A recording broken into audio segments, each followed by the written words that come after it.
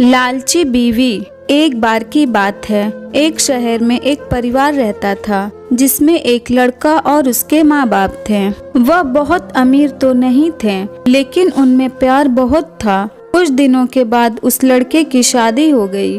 उसकी शादी सलोनी नाम की लड़की से हुई। वो बहुत लालची थी। वह अपने पति को किटी पार्टी में जाने के लिए बार बार नए कपड़े और गहने लाने को बोलती थी। उसके पति ने उसको समझाया कि अपनी बराबरी वालों से ही दोस्ती करना चाहिए। अगर तुम महीने में 10 बार किटी पार्टी में जाओगी तो तुमको हर बार नए कपड़े और गहने कौन दिलाएगा। लेकिन वह अपने पति से ही झगड़ा करना शुरू कर देती थी और बोलती थी कि अगर मैं नए कपड़े गहने पहन कर नहीं जाऊंगी तो मेरी सहेलियां मेरा मजाक उड़ाएंगी। तुम ज्यादा कमाने की तो सोचते नहीं, बल्कि मुझे ही रोकते रहते हो। इसके बाद वह अपनी सास के पास गई और बोली, माँ जी आप मुझे अपने गहने दे दीजिए, मुझे किटी पार्टी में पहन कर जाना है।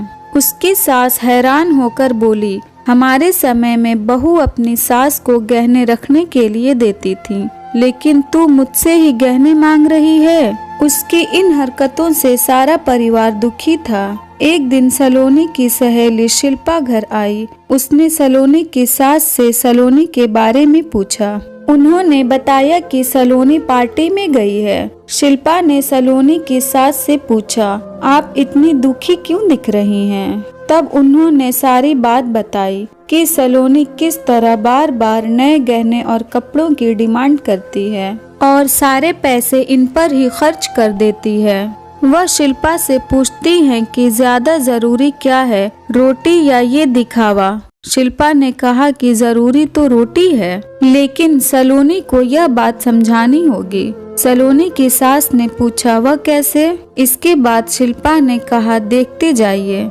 शिल्पा ने अपने जितने भी गहने और नए कपड़े थे सब लाकर सलोनी के घर रख दिए और उनका सारा राशन और फर्नीचर लेकर अपने घर चली गई। जब सलोनी घर आई तो अपने अलमारी में नए गहने और कपड़े देखकर बहुत खुश हुई।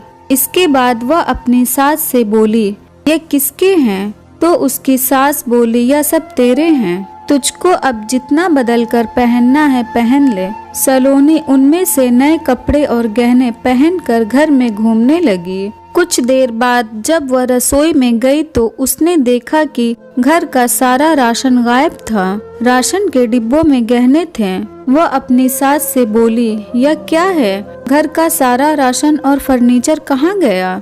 उसकी सास बोली, वह सब बेचकर ही तेरे लिए नए गहने और कपड़े लेकर आए हैं, अब तू इनको ही बदल बदल कर पहन।